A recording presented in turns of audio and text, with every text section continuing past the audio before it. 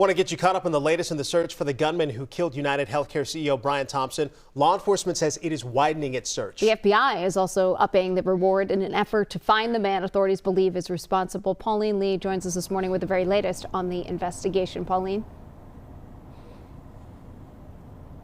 Hey, good morning, guys. Yeah, we know the investigation started in New York. Obviously, some of it's taken place here in Minnesota, as Thompson called Maple Grove home. But now it's expanded to several state lines as investigators continue searching for the shooter. So here's what we know so far. Police sources told CBS News investigators with the NYPD and U.S. Marshal Service have been dispatched to Atlanta and along the Greyhound bus route stops between Atlanta and New York City. Now they're looking to find out where this person of interest boarded the bus that took him to the Port Authority bus terminal in New York on November 24th. That's about a week and a half before the shooting happened.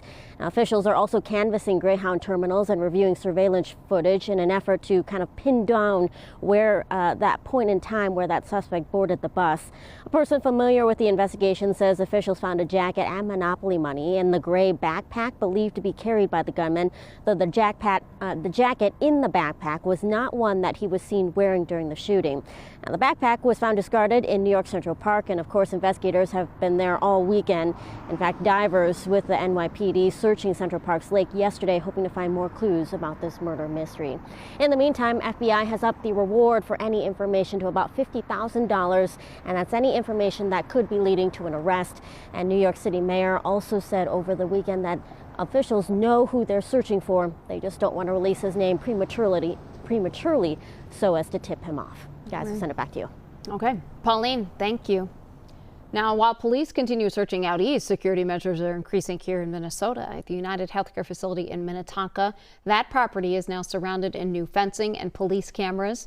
Meanwhile, UCare's main campus will be closed all week after receiving a concerning call. They told us that there haven't been any threats to its regional campuses, but they did increase security for employee safety.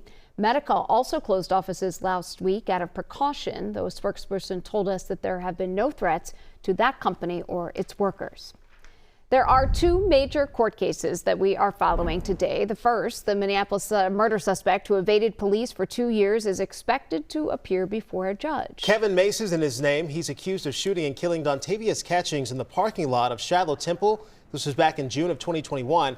It happened during a visitation for someone else killed in a shootout in front of a Minneapolis nightclub. Mason avoided police for 2 years before they caught up with him in Indianapolis. He was booked into jail, but then accidentally released just 2 days later, sending police on yet another search. It took 2 weeks for officials to track him down. And jury trial begins this week for the man accused of robbing and killing his 82-year-old mother. Police say 56-year-old Troy Mitness, of Burnsville, killed her after he spent all of her money and she became suspicious. So Burnsville police start investigating him for suspected mail theft back in June of 2023. If convicted, Mitness could face up to 40 years in prison. A Minneapolis mother and daughter are being remembered. This after their lives were claimed in a crash on the way home from Thanksgiving dinner. 42-year-old Sarah Jones and her 15-year-old daughter, Kale Olson, died in that crash. The two drove home on I-94 from Moorhead when the Minnesota State Patrol says they rear-ended a truck. Rachel Jones is Sarah's sister.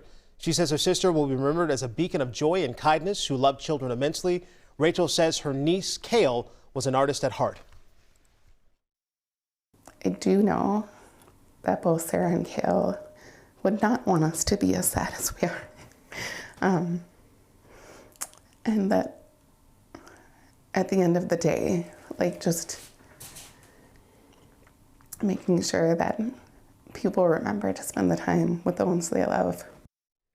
State Patrol says it's also looking for anyone in that area who is driving erratically before the crash. Anyone with information is asked to reach out to them.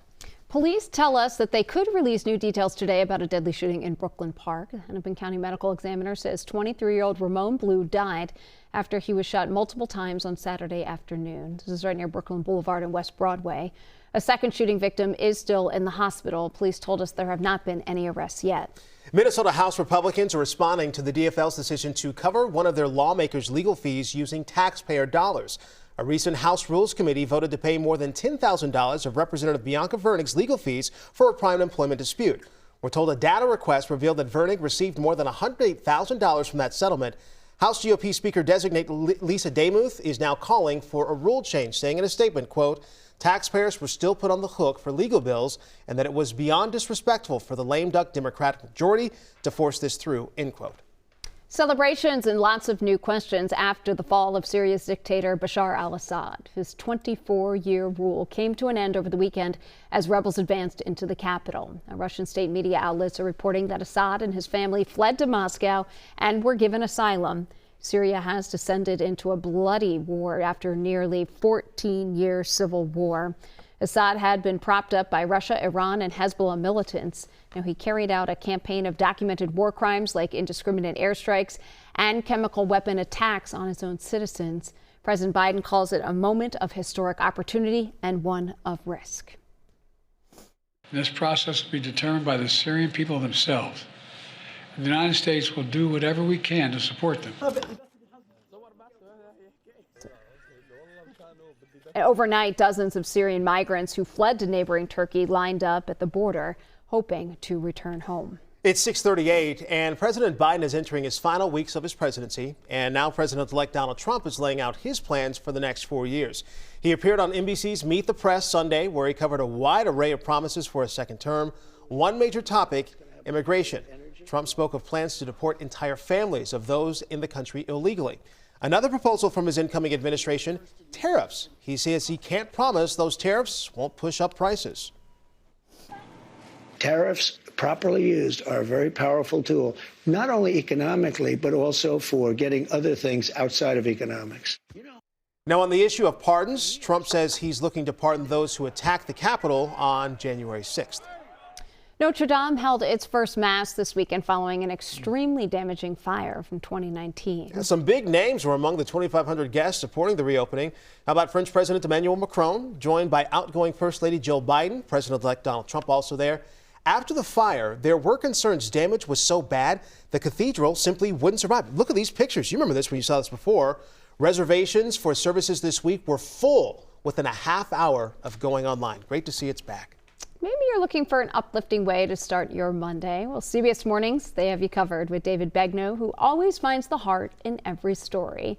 So David dipping into his Dear David mailbag to tell us about an incredible college student who was a lifeline for thousands of people while a hurricane ravaged his state. And he did it all from his dorm room. You can see that and other heartwarming stories on Begnaud's America. It's coming up on CBS Mornings right here at 7 on WCCO.